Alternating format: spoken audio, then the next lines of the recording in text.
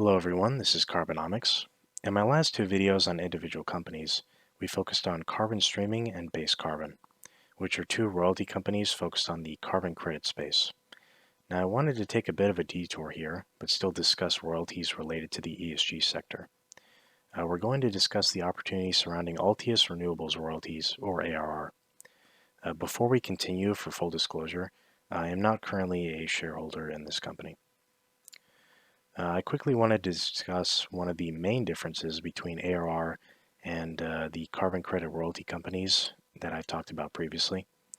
And this is that the government is actively incentivizing its investments in solar and wind developers through bills like the one that was just passed in the US Senate, the Inflation Reduction Act, which will be providing a host of tax credits and funding avenues for renewables projects.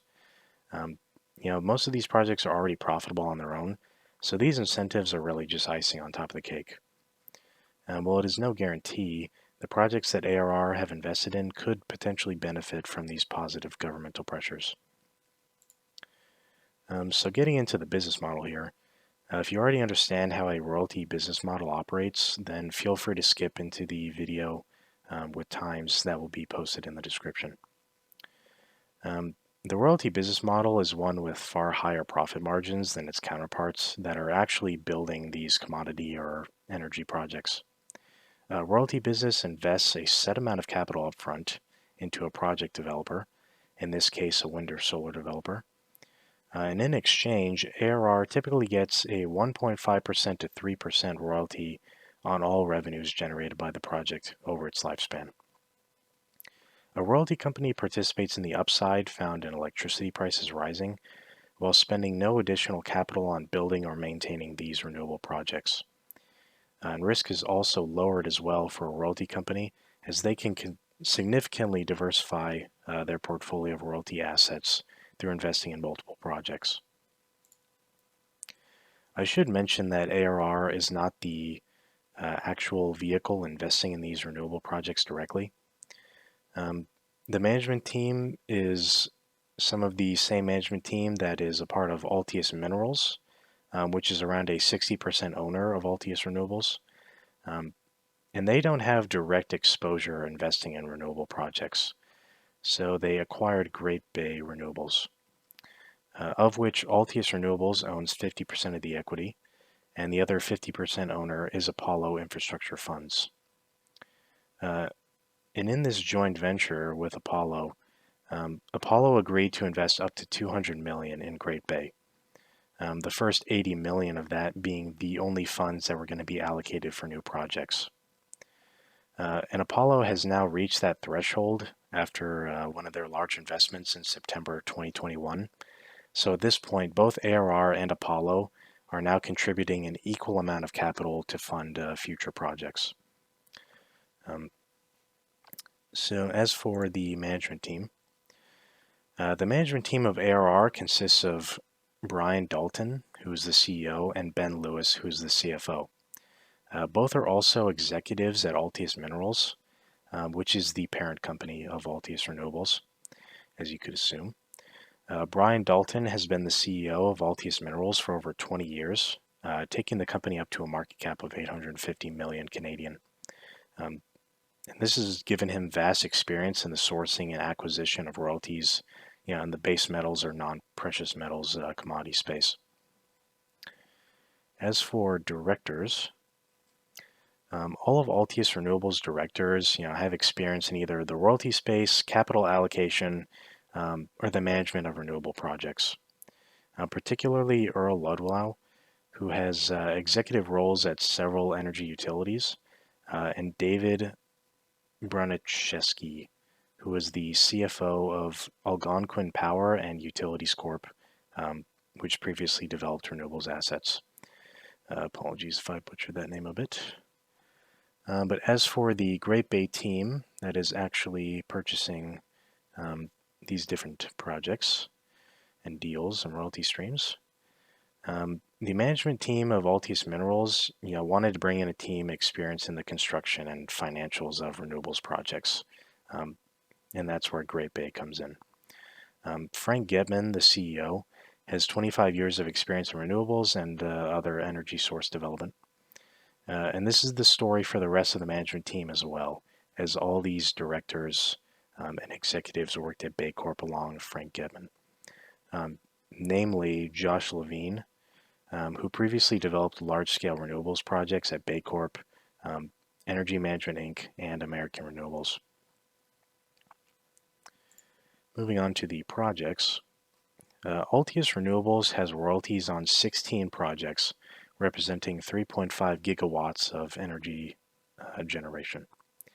10 of those projects are wind, 5 are solar, and they also have a royalty on a small hydro project. 6 of these projects are currently operational, and has set Great Bay Renewables up to actually reach cash flow positivity. So the underlying investment vehicle of Altius Renewables is already cash flow positive. And GBR expects to have revenues of 4.5 to 5.5 million in total in 2022. And here you can see the breakdown in the bottom right of the company's investments in wind and solar projects, along with what stage of the development process these projects are in. And as you can see, the majority of the pie is either in wind or solar projects that are currently under development. And there's some other facts here that are highlights from 2021 and 2022 as well. But moving on, the 2 most recent deals made by ARR actually involve companies developing large pipelines of projects. One of which is Altius's 40 million investment in Hodson Energy, which is a solar and battery storage developer with a 1.8 gigawatt pipeline. Altius will get 3% royalties on any of the new developed projects. Great Bay also has an option to invest 20 million in additional financing or take proceeds from any project sales. Warrants from the deal would also allow Great Bay to take an equity position if Hodson if the company wanted to do so. The second deal surrounding future pipeline royalties for ARR is the investment of $32 million approximately into Blue Star Energy Capital. The funds are flowing into its North American subsidiary, Nova Clean Energy. In return, ARR will receive royalties on 1.5 gigawatts of renewables projects commercialized by Nova, as well as a minority equity stake in the company. Great Bay is also investing in the main company, Blue Star, to receive an equity stake on that side as well. As for the capital structure, ARR actually has a pretty tight share structure with 26.5 million shares. Altius Minerals owns around 60% of the company, and other institutions own about 20%. So this really means only 20% of the company's shares are held by retail shareholders and actively trading, so to speak. Altius Renewables has 62 million in cash approximately, and Apollo would split any investment funding. So this is actually another 120 million or more of liquidity the company has at its disposal. The company also has no debt as well. The only place this company really falls short for me personally is the insider ownership, as it's quite low, around 1.5%.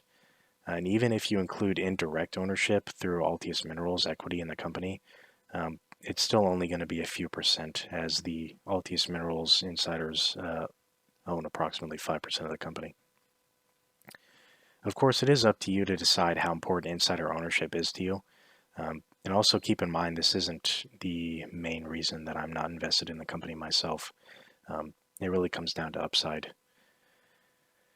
But as for some of the financials, it is worth noting that ARR reported attributable revenues of 0.7 million and a net loss of 0.5 million in Q2. Considering Great Bay is forecasting to do 4.5 to 5.5 million in revenues in all of 2022, I don't suspect that ARR is going to be losing money for much longer at this point. Especially some of the projects in the late development stage will be finished by the end of the year or in Q3 or Q4 of next year on some of those development projects. But as for the valuation is concerned, ARR is more fairly valued on a NAV basis than the carbon credit royalties that I discussed previously, BCBN and NETS, um, around a 20% discount to NAV. So it is trading at a discount. The company has no debt. There's 120 million in liquidity, and they're nearly trading cash flow positive. So definitely not bad at all. Really, the main forms of growth that this company is going to see um, is growing revenue through the royalties, either by project expansion or rising energy prices. ARR is going to be the beneficiary of those rising energy prices we're seeing across the globe, with no capital investment necessary on their end. Reception of renewable energy credits or other funding from the federal government is also possible. Um, this is not financial advice, of course, but are the company's prospects good? I would say so, but in my opinion, the carbon credit space offers more upside and is more undervalued than the renewable royalties here. Um, I have a small number of investments personally, and I like to stay concentrated as an investor. So just because I see more upside elsewhere does not necessarily mean it is a bad investment for your situation. But that decision is ultimately up to you. But yeah, that is the end of the video. If you liked it, please remember to like, comment, and subscribe, as it definitely helps me out with the YouTube algorithm. I really appreciate it. And thanks for watching. And I'll talk to you in another installment of the weekly news on ESG markets on Sunday.